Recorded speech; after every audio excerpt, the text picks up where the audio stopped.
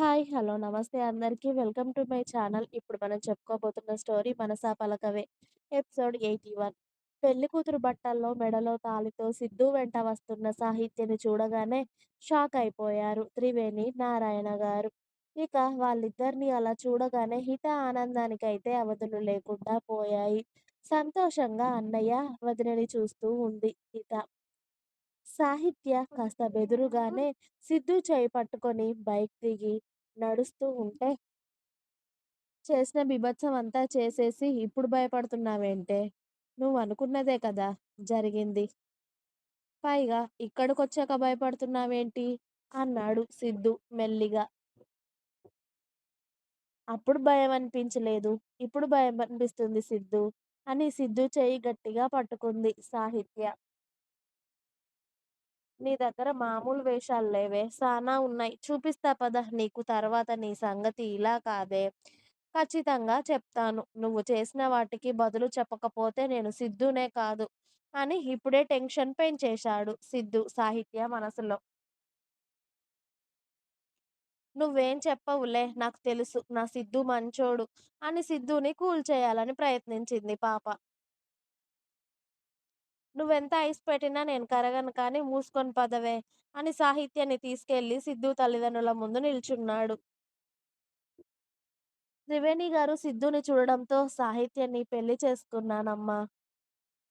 ఆవిడ గారు నీళ్ళల్లో దూకారు చనిపోతాను అని. నేను వెళ్లి కాపాడకపోతే ఇప్పటికే ఇది చచ్చి చాలా సేపు అయ్యేది. అందుకే ఆవిడ గారి మెడలో తాళి కట్టి తీసుకొచ్చాను. దీన్ని నేను పెళ్లి చేసుకోవడం మీకిష్టమేనా? లేకపోతే చెప్పేయండి. దీన్ని తీసుకెళ్ళి మళ్ళీ వాళ్ళ ఇంట్లో దింపేసి వస్తాను అన్నాడు సిద్ధు సాహిత్యాన్ని చూస్తూ. సిద్ధు మాటలకి సాహిత్య కోపంగా చూస్తూ ఉంటే, త్రివేణి గారు నవ్వి, "ఈ బంగారు బొమ్మను ఎవరు కాదనుకుంటార్రా? నా బంగారు తల్లి. కానీ ఏంటి తల్లి అలా చేస్తారా ఎవరైనా చెప్పు? ఏదైనా ఉంటే ఇంట్లో మాట్లాడి ఒప్పించుకోవాలి కానీ, అలా చనిపోతారా ప్రేమ కోసం?" అని త్రివేణి గారు సాహిత్యని దగ్గరికి తీసుకొని అమ్మా, నాన్న వాళ్ళకి తెలిసిందా మీ పెళ్లి జరిగిందని అని అడిగారు. ఎందుకంటే సారథి గారు చేసిన బీభత్సం అంతా చూసారు కదా త్రివేణి గారు. తెలిసిందత్తయ్య. ఇంకెప్పుడు వాళ్ళ దగ్గరికి రాకూడదని చెప్పి వెళ్ళిపోయారు అని చెప్పింది సాహిత్య కాస్త మెల్లిగా. నువ్వు చేసింది మరి మామూలు పని కాదు కదా! చాలా గొప్ప ఘనకార్యం చేశావు కదా! అందుకే నువ్వు చేసిన పనికి హారతి పట్టి నిన్ను ఇంట్లోకి రానిస్తారు. మొహం చూడు ఎలా ఉందో అని సిద్ధు కోపంగా వెళ్తూ ఉంటే, ఎందుకురా అమ్మాయిని అలా బాధ పెడతావు? పెళ్లి చేసుకున్నావు కదా ఇంకేంటి? పెళ్ళయ్యాక అలాంటి మాటలు ఎందుకు? అమ్మా హిత మీ అన్నయ్య వదినకి హారతి ఇచ్చి ఇంట్లోకి తీసుకెళ్ళు అని త్రివేణి గారు సంతోషంగా చెప్పగానే, అలాగే అమ్మా అని హిత వెళ్ళి హారతి పళ్ళెం రెడీ చేసుకొని వస్తుంది సంతోషంగా. రేయ్! సాహిత్యని తీసుకెళ్ళు గుమ్మం ముందుకి అన్నారు త్రివేణి గారు. రావే! అలా చూస్తావేం గుడ్లప్పగించుకొని అని సిద్ధు సాహిత్య చేపట్టి లాక్కెళ్తాడు. ఇప్పుడు కోపంలో ఉన్నాడు కాబట్టి సైలెంట్‌గా సాహిత్య సిద్ధు వెనకాల వెళ్లి గుమ్మం దగ్గర నిలబడగానే ఇద్దరికీ దిష్టి తీసి బొట్టు పెట్టి ఒకరి పేరు ఒకరు చెప్పండ్రా అంది హిత వాళ్ళ అన్నయ్యని చూస్తూ. అంతే. సిద్ధూ బాబు ఎంత కోపంగా చూడాలో అంత కోపంగా చూస్తాడు హిత వైపు. అంతే పాపం దెబ్బకి హిత దడుచుకోవడంతో, "ఎందుకు అమ్మాయినలా భయపెడతావు? నీకిష్టం లేకపోతే నేనే చెప్తాను ఉండు సిద్ధూ. మా ఆయన సిద్ధార్థ్. నా పేరు సాహిత్య.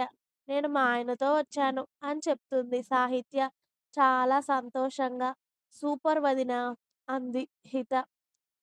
అయిపోయింది కదా! ఇక వదలవే ఇంట్లోకి వెళ్ళాలి. అసలే చిరాకుగా ఉంది అని అన్నాడు సిద్ధు. ఎక్కడికిరా వెళ్ళేది? నా ఆడపడుచు కట్నం ఇవ్వవా? అని హిత అడిగింది. దేవుడా! మేం చేసుకుందే అదో రకమైన పెళ్లి. దానికి ఇలాంటివి అవసరమా? ఇంకా అని అతడి జేబులో ఉన్న పర్స్ తీసి హారతి పళ్ళెంలో వేసి, నీకు నచ్చినన్ని తీసుకొని మిగతావి నాకు మిగిలి ఇచ్చవే అని సిద్ధు సరాసరి అతడి రూమ్‌లోకి వెళ్తూ ఉంటే, రేయ్! సాహిత్యాన్ని కూడా నీ రూమ్‌లోకి తీసుకెళ్ళు అని నారాయణ గారు అరిచిన అరుపుకి మళ్ళీ వెనక్కి వచ్చి సాహిత్యని అతడి రూమ్‌లోకి లాక్కు వెళ్ళాడు సిద్ధు. సాహిత్య పాపం పరుగున అతడి రూమ్‌లోకి వెళ్ళగానే డోర్ లాక్ చేసి కోపంగా బెడ్‌పై కూర్చుంటాడు సిద్ధు. "ఇప్పుడెందుకంత కోపం? ఆల్రెడీ పెళ్లి చేసుకున్నావు, తీసుకొచ్చావు. ఇక జీవితాంతం నన్ను భరించాల్సిందే కదా! ఇప్పుడు ఇలా ఏడుపు మొహం పెట్టుకున్నంత మాత్రాన నేను నిన్ను వదిలేసి వెళ్ళిపోతాను అనుకోకు." సాహిత్య ఇక్కడ అనుకున్నది సాధించాను. ఇప్పటికైనా అర్థమైందా? నేనేదనుకుంటే అది సాధించి తీరతాను అని. నాది నిజమైన ప్రేమ సిద్ధూ. అందుకే గెలిపించుకున్నాను అని నవ్వింది సాహిత్య. కొడితే పళ్ళు రాలిపోతాయి. పిచ్చి వేషాలు వేసి నాతో తాళి కట్టించుకుందే కాక, ఇప్పుడు ఇంకా ఏవో మాటలు మాట్లాడుతుంది. సిగ్గులేని మొహంది. పోవే నీతో ఎవడు మాట్లాడతాడు అని అన్నాడు సిద్ధు. అలా మాట్లాడే రోజులు ముందు ముందున్నాయిలే. అప్పుడు చూపిస్తానురా నీకు. ఈ సాహిత్య విలువ నీకు తెలియట్లేదు కానీ, తర్వాత ఖచ్చితంగా తెలుస్తుందిలే. నాకు బట్టలు లేవు. ఈ చీర అంతా కొంచెం తడి తడిగా ఉంది. ఇన్ని గంటల ప్రయాణం నన్ను తడి బట్టలతోనే ఇక్కడికి తీసుకొచ్చావు. నాకు ఫ్ నేను ఫ్రెష్ అవ్వాలి. నాకు డ్రెస్ ఎలాగా? అని అంది సాహిత్య సిద్ధుని చూస్తూ. కరెక్ట్‌గా అప్పుడే హిత "డోర్ ఓపెన్ చేయండి అన్నయ్య" అన్న పిలుపుకి సాహిత్య వెళ్లి డోర్ ఓపెన్ చేయడంతో "వదిన వదిన ఇదిగో నా డ్రెస్ కొత్తదే ఫ్రెష్ అవ్వు. ఇబ్బందిగా ఉంటుంది కదా ఆ చీరలో" అని అంది. "నువ్వు నా బంగారు ఆడపడుచువి. నా ఇబ్బంది నేను చెప్పకముందే అర్థం చేసుకున్నావు. మీ అన్నయ్య ఉన్నాడు. ఎందుకు? దేనికి పనికిరాడు. ఎప్పుడూ కోపంగా మొహం పెట్టుకొని మాత్రం కూర్చుంటాడు." థాంక్ యూ హిత. నేను వెళ్లి ఫ్రెష్ అయ్యొస్తాను.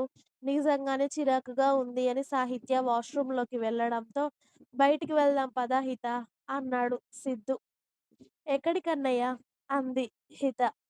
చెప్తా పదవే అని చెల్లిని కార్‌లో తీసుకొని వాళ్ళ ఊరికి కాస్త దూరంలో ఉన్న మాల్‌కి వెళ్ళాడు సిద్ధు సాహిత్య కోసం బట్టలకి. మీ వదినకి బట్టలు తీసుకోవే అది వట్టి చేతులతోనే వచ్చింది కదా! అన్నాడు సిద్ధు. హా! అలాగే అన్నయ్య. శారీస్ కూడా తీసుకోనా వదిన కోసం? అని అడిగింది హిత. దానికేమేం కావాలో అన్నీ తీసుకో అని సిద్ధు చెప్పడంతో అలాగే అని సాహిత్య కోసం తను వేసుకునే డ్రెస్సులు ఓ 20 జతలు, నైట్ డ్రెస్సులు, అలాగే శారీస్ కూడా తీసుకొని, ఇన్నర్స్ కూడా ప్యాక్ చేయించి, వాళ్ళ అన్నయ్య దగ్గరికి రావడంతో సిద్ధు బిల్ పే చేసి, ఆ బ్యాగులన్నీ కారులో పడేసి, ఇద్దరు ఇంటికి వెళ్ళేసరికి సాహిత్య ఆల్రెడీ ఫ్రెష్ అయ్యి చక్కగా వాళ్ళ అత్తయ్య ఇచ్చిన కాఫీ తాగి 2 గంటలు నిద్రపోయి అప్పుడే లేచి కూర్చుంటుంది. అన్నా, చెల్లెళ్ళు ఇద్దరు బ్యాగులు ఇంట్లోకి మోసుకు వస్తూ ఉంటే, "ఏమైంది? మీరిద్దరూ నన్ను వదిలిపెట్టి ఎక్కడికి వెళ్ళిపోయారు?" అని అడిగింది సాహిత్య. "మీకోసం షాపింగ్ చేయడానికి వెళ్ళాం వదినా. ఇదిగో ఇవన్నీ నీకోసం తీసుకున్నాను. నచ్చాయా చూడు" అని అంది హిత. ఓహ్! ఇప్పుడు మా ఆయన నా కోసం డ్రెసెస్ తీసుకోవడానికి వెళ్ళాడా? అనుకోని, "నువ్వు తీసుకొచ్చావు కదా హిత! ఇక బానే ఉంటాయిలే" అని అంది సాహిత్య.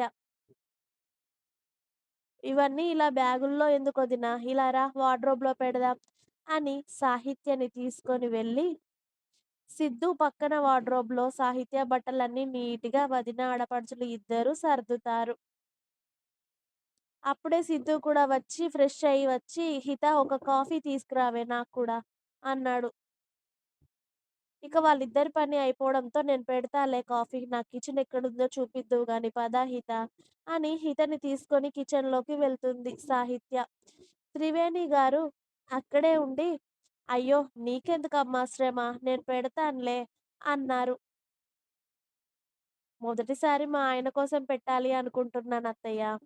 నేను పెడతానులెండి" అని త్రివేణి గారు చెప్తూ ఉంటే కాఫీ పెడుతుంది సాహిత్య. ఇంకా ఉంది. మీకు నా స్టోరీస్ నచ్చినట్టయితే ప్లీజ్ లైక్ చేయండి. అలాగే ఛానల్‌ని తప్పకుండా సబ్స్క్రైబ్ చేయండి.